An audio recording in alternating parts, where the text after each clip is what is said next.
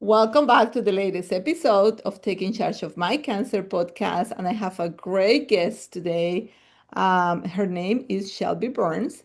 So, Shelby is a Columbia University graduated in human rights who somehow ended up following her lifelong passion for rescuing animals. After her dad was diagnosed with a stage 4 oral squamous cell carcinoma last year, a series of unexpected complications early this year prompted her to make an emergency move to Florida to care for him full time.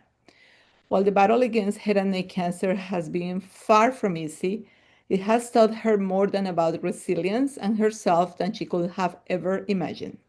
It has also been giving her a crash course in nursing and a deep admiration for everyone involved in the complexities of cancer care. So Shelby, thank you so much for being here with me today. Oh, thank you for having me. I'm glad we got to do this. Yes, absolutely. And you know, your dad is one of my favorite patients right now, right? It's So, hard not for him not to be, right? He's so great. exactly. And I still want him to kind of pop in here. Hopefully, we can convince him for a Yeah, bit. like at the end, I'll make him come say something. Okay, awesome, awesome. So, will you introduce yourself and share a bit about your loved one cancer surgery? Yeah, Okay. so it happened really, really fast. He got sick kind of like late summer, early fall of 2024.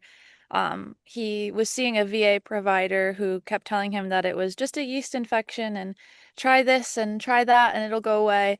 And it wasn't going away, and his tumor was very aggressive. It grew really rapidly.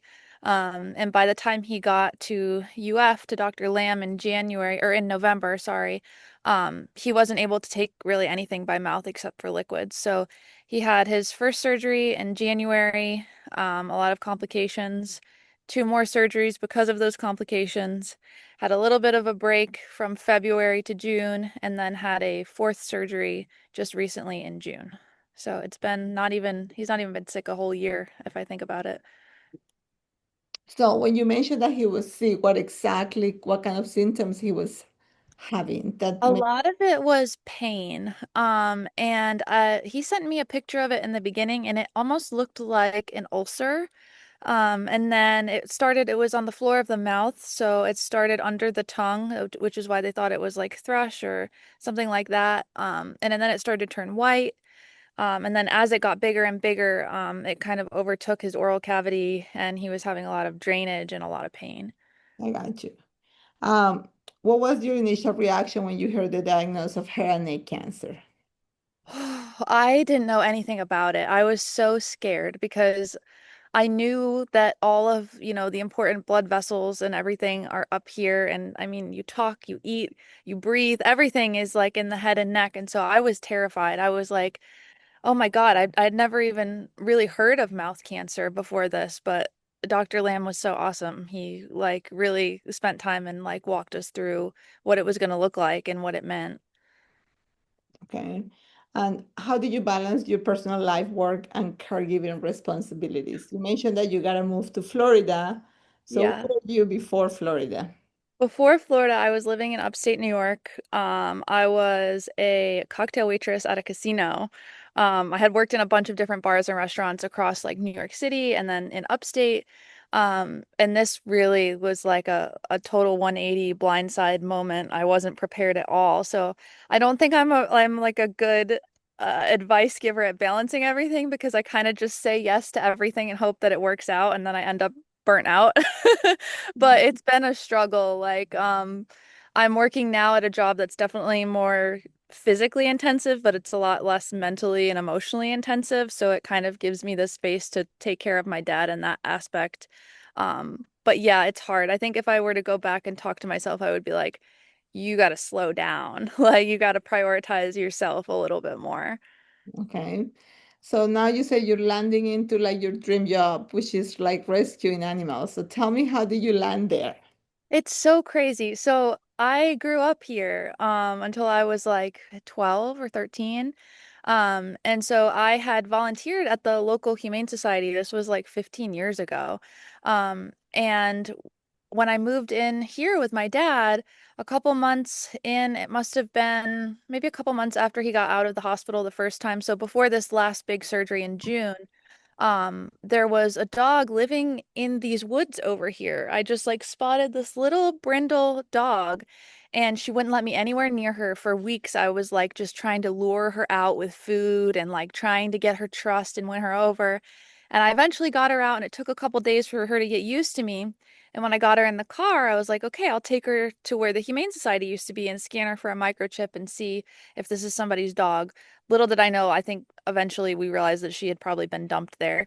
And I took her, and I ran into who is now one of my coworkers, was someone that I volunteered with when I was like 12 years old. And she remembered me, and I remembered her. And we got to talking and like catching up over the coming weeks. And I was telling her everything that was going on with my dad. And I was like, yeah, like I don't really know how long I'm going to be down here, but I'm looking for a job because I don't know what the future is going to look like. And so she was like, well, we're hiring. Why don't you come work here? And it just worked out perfectly. Like Sable just kind of led me to that. That's awesome. That's so great. 1 second, Um, girly. yeah. Yeah, I think so. Sorry. Oh, thank you. Sorry, I'm on a call right now. Give him a hug. I'm leaving at 8:30 in the morning. Okay, I will. Thank you. Good to see you. Sorry, it was my neighbor. That's okay, no problem. What was your experience navigating the healthcare system? Ooh, I was really lucky because I was chronically ill as a kid. So I feel like I learned a lot of advocacy from my grandmother who took care of me through that. So I feel like, I don't know, all my life I'd always kind of been like, why did this happen to me? And like, why did I have to get sick at a young age and go through all this? And I realized later that it was so that I could do this for my dad, because the VA is a nightmare to deal with. And coming to UF was like such a bright spot because I didn't have to be such a strong advocate. I felt like we were a lot more taken care of by the team there. I'm glad to hear that. Were there any treatments or decisions that were specifically difficult to make? Oh, yeah, going through those surgeries um was really hard. The first one I was terrified because basically what they did is they took his fibula and reconstructed his jaw and then did a free flap and another free flap, and it was hard enough to, be like, this is a major surgery and we're going to get through this. But then to have it fail so many times and to have to keep saying yes. And I remember at one point, like looking at Dr. Lamb and being like, I mean, what other option do we have? And he's like, we don't really have another option except to keep trying. Yeah. And so, I really I speak so highly of him because I put all my faith in him. I had to put all my faith in him, and he was so good. Like he was so reassuring. I mean, he saved my dad's life so many times. I'm so grateful to him. But that was really hard. And we were originally scheduled for dad to go to radiation, but because of the flap failures, we missed the window for that. Um, so I would say that would have been a hard decision, and I'm almost grateful that we didn't have to go through that, even though now it's kind of like, well, is it going to come back? We don't know. But yeah, I think this just saying yes over and over again to the same surgery, it was like Groundhog Day over and over and over again. Do you know why the failure of the flap? So Dr. Lamb's theory is that Dad was so malnourished by the time he got to UF that the flap wasn't going to take. He was down to, I think, 98 pounds. He's Yeah. 5'11". He was down to 98 pounds by the first surgery. And so the first three surgeries were all within the same hospitalization. So they were all within like the same 40 days, I think. Mhm. So I think it just really took a toll on him. And I would say, like, to anyone out there looking at that surgery, that's not a normal case. Like I've asked Oh, Dr. Lamb, I'm like, listen, like how many times do you see this? And I remember earlier this year, I was like, what is like the flap failure rate? And I think he said like 5 to 10%. And I was like, so you're on track for this year, right? And it's all because of us. And he was like, yeah, pretty much. uh-huh. Yep, yep, yep. He did an amazing job He with did such that. a great job. And he was right. I mean, we waited from dad got discharged at the end of February, beginning of March. Waited until June for the next surgery, and he was up to, I want to say like 115 pounds. Don't quote me on that, but he had such a smoother time. We were out of the hospital in like 8 or 9 days. I was like in shock. Yeah, yeah, I know how difficult it has been. Um, is Did you seek any support from a counselor, support group, or other resources going through this? Ooh, I don't have a therapist right now. I wish I did, but I don't have health insurance right now. So, um, it's mostly been my friends and my family. But I am in actually some of the like Facebook support groups for like head and neck cancer and like specifically for the surgery and stuff. And actually, it's so crazy because I don't normally like comment on posts in those groups or anything like that, but there was a woman that made a post a couple weeks ago and she was like, "Are there any success stories for jaw reconstruction?" Because you know, you see all the like the failures over and over and over again. And I, for some reason, I was like, I remember feeling that exact feeling. And so I commented and I was like, yeah, my dad's like 3 months out and he's doing great. And we connected and we talked on the phone. And it turns out her husband is a patient of Dr. Lamb's. Like Oh, we live wow. in the same area. So it was really like I would say it's really important to connect with people that know what it's like because I wish I had done that sooner. Like, I feel like I kind of just was like white knuckling it, totally blind, just like going through the motions. But if I had had someone beforehand to kind of prep me and talk to me about what it was like, I think I would have been a lot less anxious about it. Yeah, I have a patient as well, and they are in the podcast. And then they connect through another couple, I believe it was through a face group as well, or a conference, something I don't remember how was it, but they live in Daytona. The other couple was from Tallahassee, and they both were my patients. But and then Dr. DC, the other surgeon, but she was super helpful in regarding this is the steps you need to do. Make sure you do this and da da da.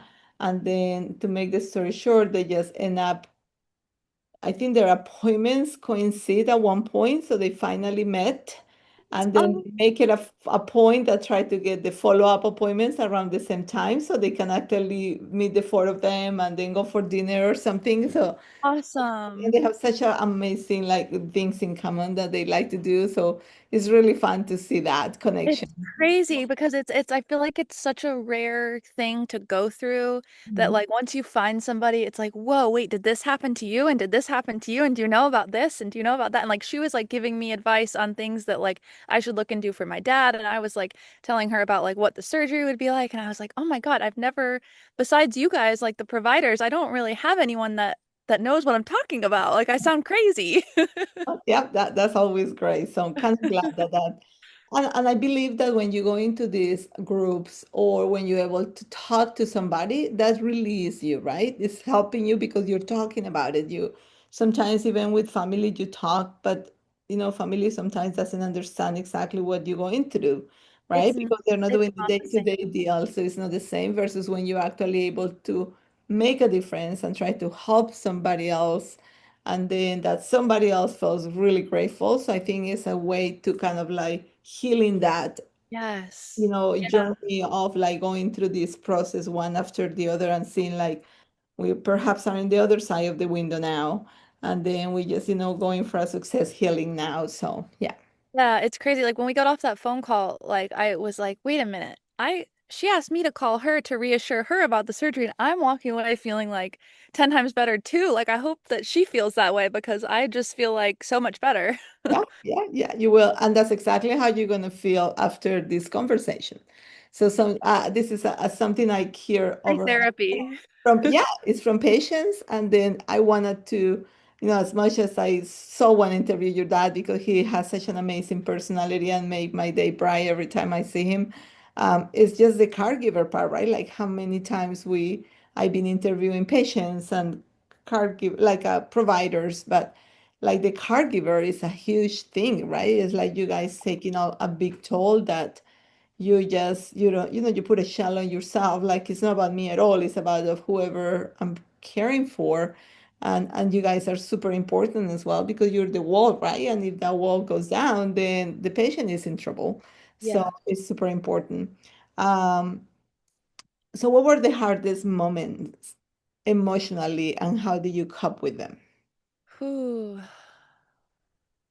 Probably every time that I wasn't able to be there and something bad happened. He had a lot of complications, and at one point I had to fly back and essentially like pack up my life and get back down here for an unknown amount of time. And that was the hardest part. And I don't say that to scare anybody because it's really rare and I'm sure it probably doesn't happen to everybody, but I remember at one point I was like sitting on a plane and I had Wi-Fi on my connecting flight and I didn't have Wi-Fi on the flight before and I just checked his chart because he hadn't texted me in a while, but he was still like fresh out of surgery. So I was like, well, that's not abnormal. And I checked and he had been taken back to emergency surgery because he had that arterial bleed. And I think that was the hardest part was just like not knowing what was going on, not literally being like trapped in the air. Like I couldn't do anything. I was like this I feel like I could like write a book about the last year. Like it's been such crazy, so many crazy moments that sound like they're like scripted out of a movie. Like, but yeah, I would say those like really close near death incidents where you realize like what matters and what just doesn't matter anymore. Mhm. That's exactly right. That's why you pack your life and then just move here again, right? And now I'm a Floridian again and I've got a tan. Uh-huh. Did you seek support from a counselor, a support group, or anybody else? Or we just pretty much your family? I think I kind of Yeah. asked that Yeah. before. Um, what was the biggest source of strength during this time? Ooh.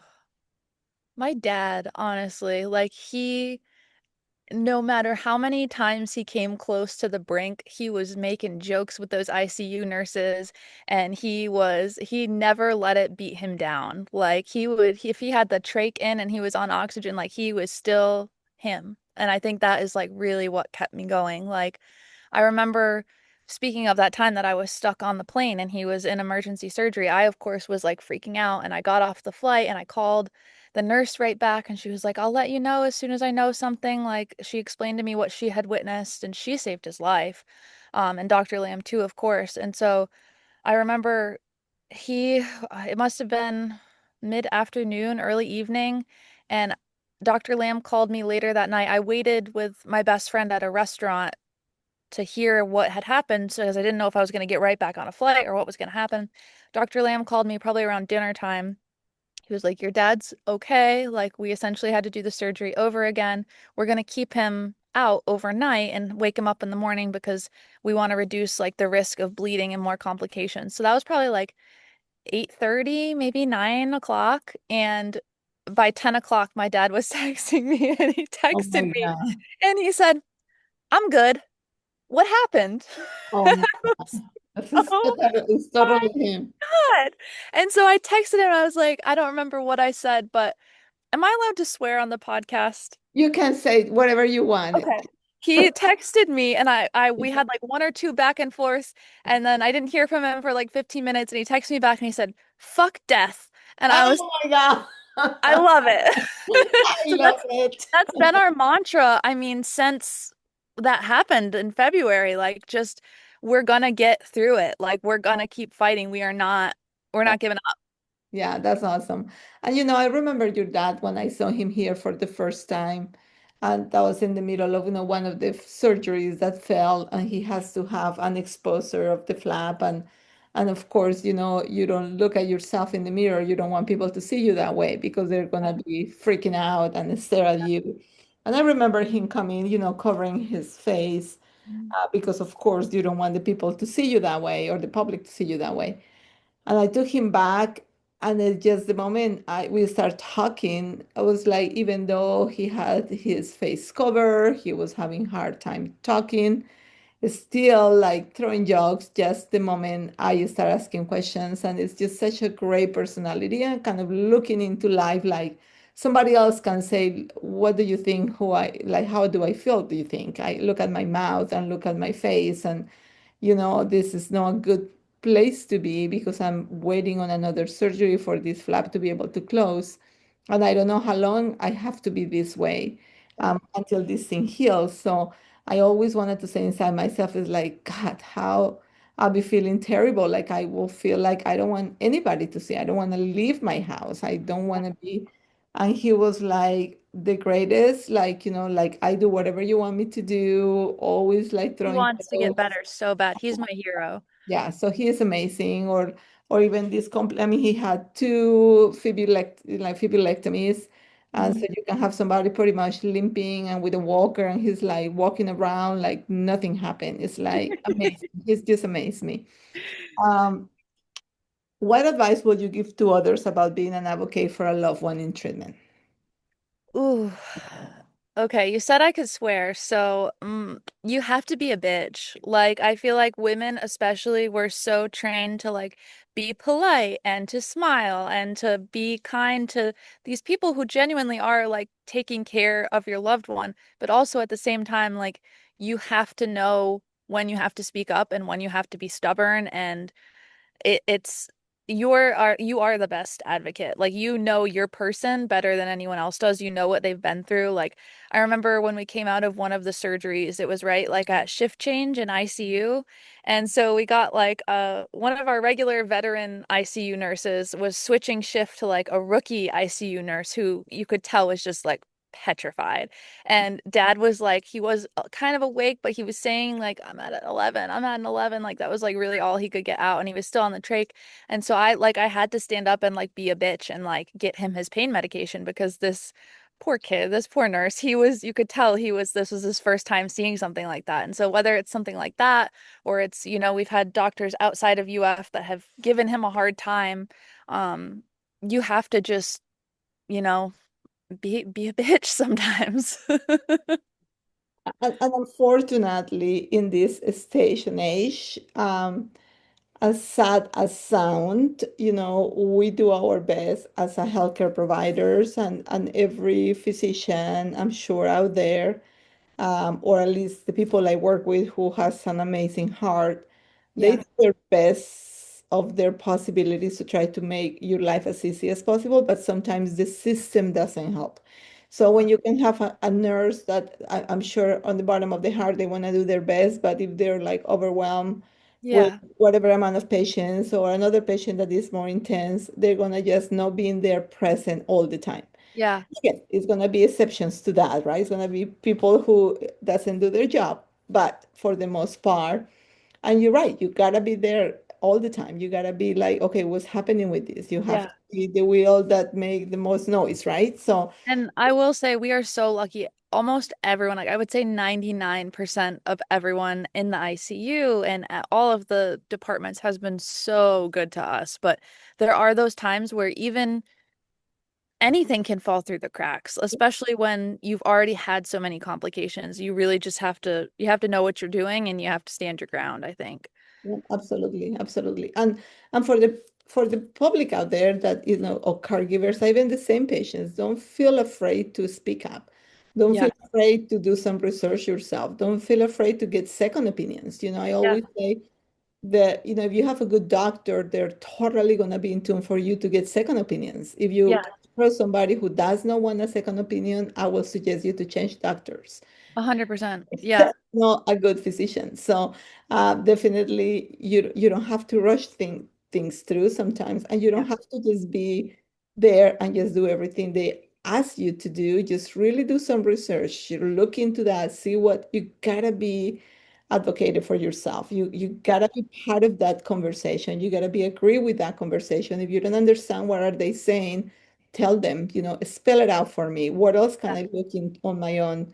What else I can reach out to the nurse navigators and they can explain in more detail because sometimes the surgeon doesn't have the time or sometimes it's so overwhelming for you guys that you need somebody else to explain, step by step and Yeah. then be afraid to ask for those things. 100%. Yeah, we are really lucky that, I mean, especially Dr. Lamb, like he spends so much time with patients. Like every time I see him, it's what questions can I answer for you? And he will spend as much time as you need for your questions to be answered. And you are the same way, and our speech therapists are the same way. So we got really lucky. There's a good team there. Awesome. Um, what advice would you give to someone who has just become a caregiver for a loved one with hair and neck cancer? Ooh. Try not to forget about taking care of yourself. Um, and that's really hard to do because if you're in a spot like we were where it's just you and, you're the only person bringing in income and you're the only person being a caregiver and you're the only person being the chauffeur, it's a lot. So don't be afraid to put yourself first and to ask for help. And I think something that I didn't realize before is that it really kind of solidifies who and what in your life is important. Like, I feel like I'm a completely different person than I was a year ago, and I think that sounds really scary. But it's kind of something that you have to prepare for, that all the fair weather people and problems are kind of going to fall away. Like everything that really matters is still going to be there in a year, and what doesn't, it Mhm, never mattered to begin with. mhm. That's a very good advice. What has this experience taught you about love, resilience, or family? Oh my God. My dad has taught me everything. Like, I remember in the beginning, I was so scared. I was like, how can someone go through this? Like, anyone, let alone my dad. How could this be my dad? Like, it just didn't, I couldn't wrap my head around it. And just to see the way that he has just like tackled this head on, like, there was never a question from him about, do I have to keep doing this? Do we have to go through this surgery again? Like, he has taught me so much. I mean, even growing up, he has always been like that. Like, he has always been like, we're gonna make the best of it. We're gonna laugh instead of crying. I mean, that's really all you can do. But I feel like I didn't realize how much physically someone could go through and come out on the other side. And I didn't realize how much someone could go through emotionally and come out on the other side. And it really, like we said, it's you can't fathom it until you go through it. And I think it's just taught me that you have to stay positive. If you don't stay positive, it's gonna eat you alive. It's really the only thing that has kept us sane, I think. And you mentioned something that's super important, right? So it's not the physical body, but it is the mind. So the mind is such a huge role on everything. And so even in like, some people, we were just talking with a patient today that is super healthy and is like, why did I get cancer? And it's like, I'm healthy, I eat the right things, I exercise, I do all those things. But certainly on all that puzzle can be, her stress levels are huge, cortisol levels are huge. So is that what a lot of this cancer came from, right? Because it's you're kind of like weak link. So Yeah. it's just really, if you're not really having a good mental health and you're not really try to be more positive, like, where you put your mind in and try, the more positive you are, the better things are going to be coming out. So I 100% agree. I truly think even though we had the best team in the world going through all of the things that tried to kill him, I honestly think if we had been even an inkling of negativity, if we had thought for a second and let it get to us and thought, oh my God, he's gonna die, then I think it would have happened. I think a lot of it, yes, of course, is like the expertise and the care of the medical team, but so much of it was just like strong willing and like manifesting and being positive that it's going to work out. That's the only option. absolutely. um if your loved one could share one message with others going through this, what will be? If dad could share one thing, ooh, should I ask him? Should I Yes, try to? to Okay, go. Yeah, you should just ask him. Here she goes. here I go. Been trying to get Joe to talk to us in this podcast, so we finally are gonna get him for a second. He's still really self-conscious about That's his okay. space, So, but but you tell him, like, if he can give like one message to others, what will that be? hey, you have a second? Are you busy? It's one quick question, okay? I'll come sit with you. Okay, the question is, if you could give advice to one person going through this, what would it be? And you can think on it for a second if you need a second.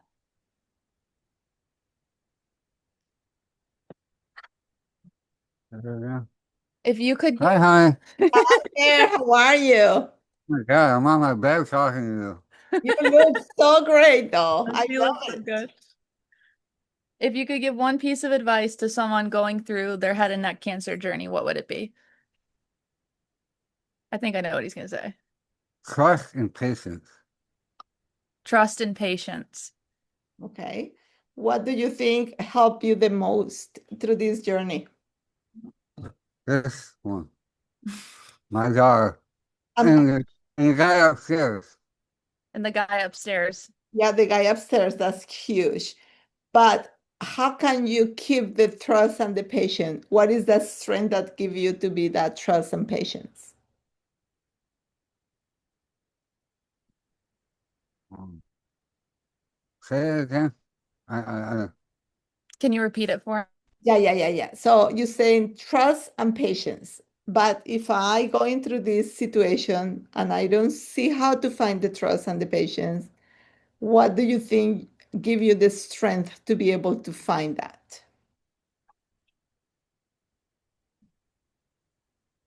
don't know. I just have it. You just know. I don't know. It's crazy.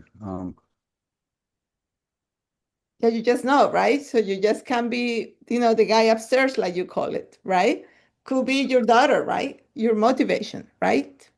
Yeah, and it's the communication and all that. Everything has to work together. And you gotta ask questions. If I wasn't for Shelby, I'd be in rough field. Because she came down because you came here before you met Shelby. Remember me and Jose came to the office. And I had no idea what I was getting into until you started explaining everything to me. I had no idea. Yep. But communication is huge. And I think something that we And talked about a lot was how positive you have stayed. yeah, that's stay positive. You know. Mhm. I mean, I ain't gonna let nothing get me down. I see too many people give up. I had a coworker that she just gave up her PT and all that, and she quit going, and she just worked her way and died. Oh, I'm Because sorry. Mhm. she was stubborn. You Yep. gotta put your ego away, put it in the closet, do your attitude adjustment, put all that shit away, and just go. Just do it. Just be positive. And if you're gonna go and have it done, go to the University of Florida Health. Nobody else. Her name was Doris. For your PT. Oh, A little plug there. Yeah, a little plug I there. gotta get Ram in there And too. Dr. Lamb, who And Dr. Ram. Oh my God. Plug.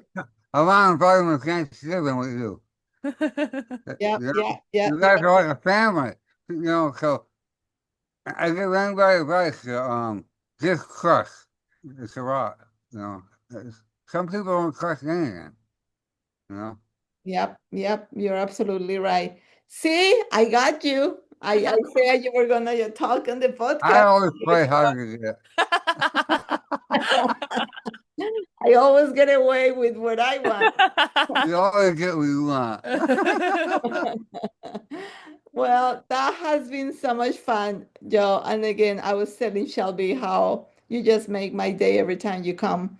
So Make it's our just, day. yeah. So your jokes and being so positive just kind of really make things like really so enjoyable to be I'm working. glad. I'm glad because some people think I'm crazy, but I'm not. You are I crazy. love craziness, so that's great.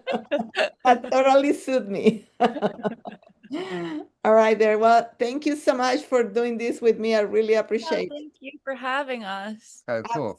Absolutely, and I'll see you soon. See you All next right. week. See you Perfect. Guys, Tuesday. take care. Have a great evening. All You right, you too. too. Bye bye.